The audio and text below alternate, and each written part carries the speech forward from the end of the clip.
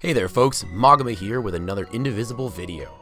We're getting real close to some big numbers in the Indivisible campaign, so if you haven't supported yet, you should definitely get on it. Don't forget, www.support-indivisible.com. As the fundraiser reaches each $50,000 benchmark, they announce new incarnations that Ajna will meet along their journey. And not only do we get to see a bit of what they look like, we're given a preview for what their story is like so we can have a feel for them beyond just their looks. In this video, we're going to make some speculations as to what kind of player these incarnations might be, and think of some interesting attacks based on the moves available in the prototype. First up is Dar. Dar is a big-time warrior and has tons of experience conquering and living in the heat of combat. His art alone tells you that he really doesn't have a care for you at all, and the storyline art of his arrival at Ajna's village sells his soulless actions as well. Looking at his design, his sword, and watching the Dar video that Indivisible has shared, he reminds me a lot of Hakumen from BlazBlue. My assumption is that Dar's gonna come with some impressive sword skills that will have big range, either single power hits or multiple strikes on enemies.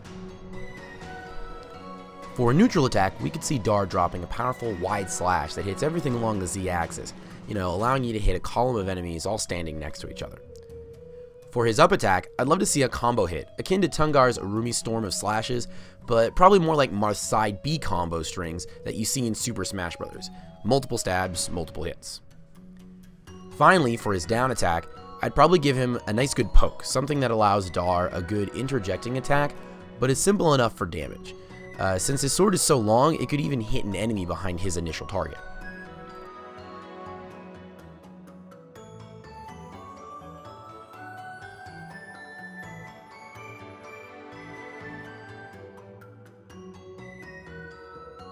Next we have Ronnie.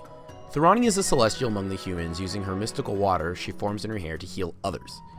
With the way her character is designed and how her magical water works, you could look at Ronnie to be a support offensive mix character. I'd venture to guess that a lot of her moves and skills down the line will be able to heal and benefit the party, and that any moves you use that have her magical liquid involved will give you great ED gain in combos, kind of akin to Razmi's up attack. For Ronnie's neutral attack, I imagine a simple hair strike that hits a single target. Based on what kind of creature it is, maybe the purifying effects of her hair will cause the foe to take more damage, or maybe inflict some sort of status effect. For Ronnie's up attack, I would give her a move almost like a high pressure shot of her magical water, shot at an opponent with a high speed that pushes the target along the Z-axis.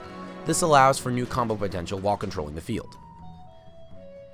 And for her down attack, I thought about applying Razmi's status infliction capabilities, but instead Ronnie engaging the enemy and wringing out her hair over a target, which could either stun them, make them flee the encounter based on how much health they still have, or some other adverse effect.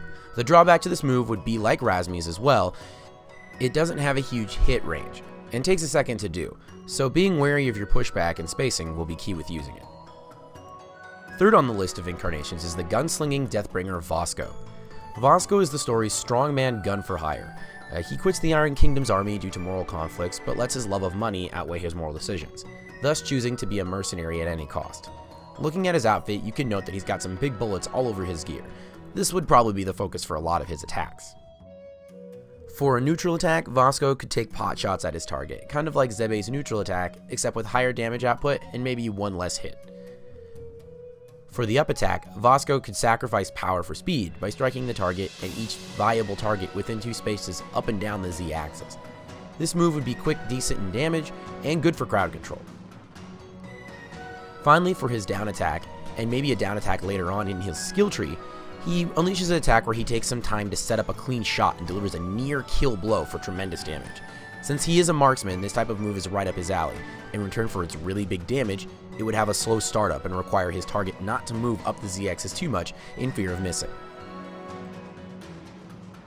Kushi and Alton come in at number 4. A combinational character like this can lead to some of the most creative of combat-oriented skills in games like these. Kushi and Alton use their talents to transport items, travel people, and search for lost people as well. In combat, you can translate all these actions into something very applicable. For Kushi and Alton's neutral attack, a simple sending out of Alton to attack a target with a bit of flair would suffice. It would allow you to show off Alton's design and behavior, simple damage, and most likely a single target. For an up attack, Alton could pick up Kushi and they could drop detrimental items on the enemy party that could have a burst effect based on the target they choose. This could be anything from explosives, poison gas bombs, etc. Anything that could cause a little damage and also affect enemies. Their weapons in the game could also change the nature of this move specifically, thus constantly giving it even more variety in and out of combat. Lastly, the down attack. Kushi on her own hasn't really been given any info to discern what she can do by herself, but her ability to command Alton should be showcased by giving a complex command of attack and Alton flying in and landing a nice big multi-hit target combo. This could also juggle foes high into the air, where other marksman type characters can take advantage of their airborne status and still continue large combo strings. So that will start us off for now. A bit of speculation and thought about how we could see some of these incarnations playing out in combat. Be sure to subscribe for more upcoming videos discussing the other speculations about Ajna's remaining incarnations, and expect videos of the incarnations yet to come when they do get announced in the Indiegogo campaign. Don't forget, you still have time to support, so go to www.support-indivisible.com. Every dollar counts, and it really helps a lot. Once again, be sure to subscribe for more content coming from me. Be sure to like this video and leave comments for any of your opinions, or even some of your own speculations that you might have about the characters we talked about. I'm Maguma, and I will see you all in the next video.